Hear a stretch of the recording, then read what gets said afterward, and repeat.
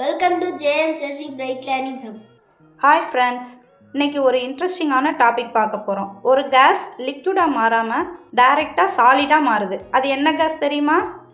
S, அதுதான் carbon di oxide, CO2 அப்படின்னு சொல்லுவோம். நம்ம ஏரில் மிக்ஸ் ஆகிருக்கிற ஒரு கேஸ் தான். இந்த கார்பன் டை ஆக்சைடு என்ன பண்ணும் தெரியுமா?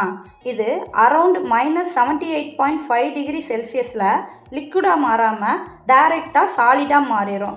இப்படி மாறக்கூடிய இந்த ப்ராசஸை தான் சப்ளிமேஷன் அப்படின்னு சொல்கிறோம். தமிழில் பதங்கமாதல் அப்படின்னு சொல்கிறோம்.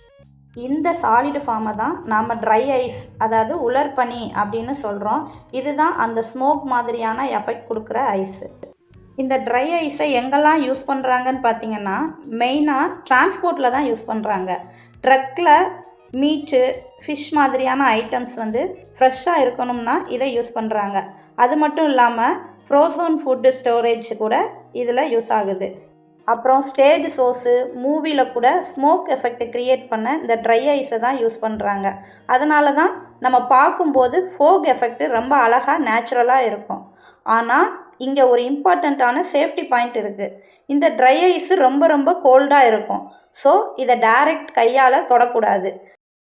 டைரெக்டாக கையால் தொட்டோம் அப்படின்னா ஸ்கின் டேமேஜ் ஆயிரும். அது மட்டும் இல்லை, இதை க்ளோஸ்டு கண்டெய்னரில் வைக்கக்கூடாது. ஏன் தெரியுமா? இது ஸ்லோலி கேஸாக மாறிடும். ப்ரெஷர் பில்ட் ஆக எக்ஸ்ப்ளோடு கூட ஆகிறதுக்கு சான்ஸ் இருக்குது. அப்போ டிஸ்போஸ் பண்ணணும்னா என்ன பண்ணணும்? வெரி சிம்பிள், ஓப்பன் ஏரியாவில் வச்சிடணும். அது நேச்சுரலாக கேஸாக மாறிடும். இந்த ட்ரை ஐஸோட இன்னொரு இம்பார்ட்டண்ட் யூஸ் என்ன அப்படின்னா, மெடிக்கல் ஃபீல்டுலேயும் யூஸ் பண்ணுறாங்க.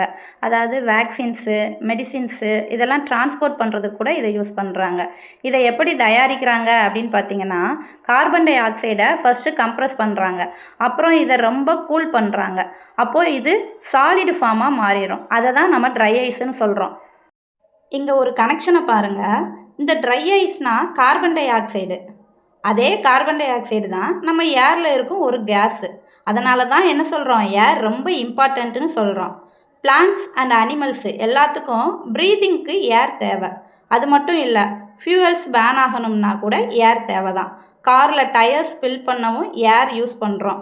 ஸோ ஃபைனலாக சொல்லணும்னா ஏர் இல்லாமல் லைஃபே முடியாது.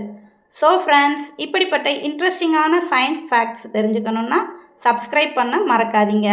பாய், தேங்க்யூ.